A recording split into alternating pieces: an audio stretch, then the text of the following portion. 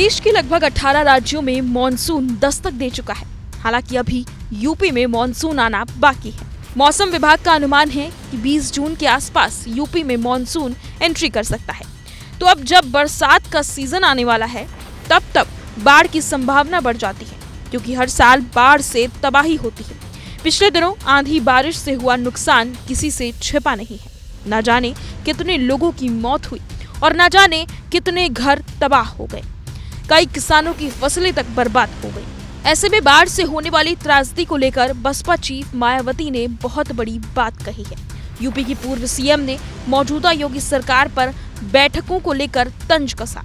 उन्होंने इस अहम विषय पर अपने सोशल मीडिया के एक्स प्लेटफॉर्म पर 2 पोस्ट किए। अपने पहले पोस्ट में मायावती लिखती हैं, यूपी व बिहार सहित देश के विभिन्न राज्यों में बाढ़ संरक्षण संबंधित उपायों के सरकारी दावों के बावजूद लाखों परिवार हर साल बाढ़ की भयानक तबाही झेलते हैं तथा उनकी जान माल, पशुधन व खेती किसानी आदि बुरी तरह से प्रभावित होते हैं, जिससे उनका जीवन फिर से कष्टमय हो जाता है।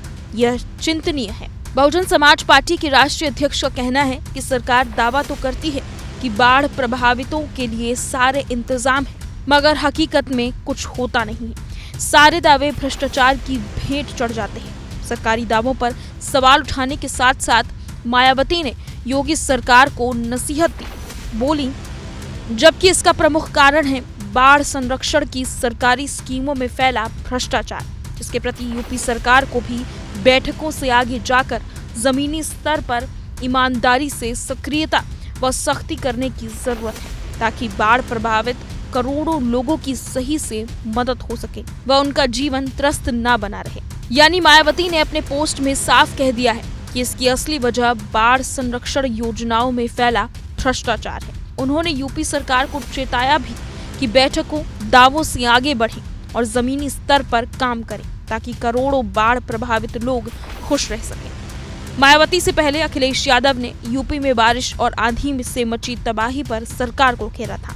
अखिलेश ने डबल इंजन की सरकार पर सवाल उठाते हुए ये कहा, बीजेपी सरकार की घोषणाएं अक्सर जमीनी सच्चाई से कोसों दूर रहती हैं। चाहे किसान हो, गरीब हो या आपदा पीड़ित, सबको केवल आश्वासन मिलते हैं, लेकिन राहत नहीं।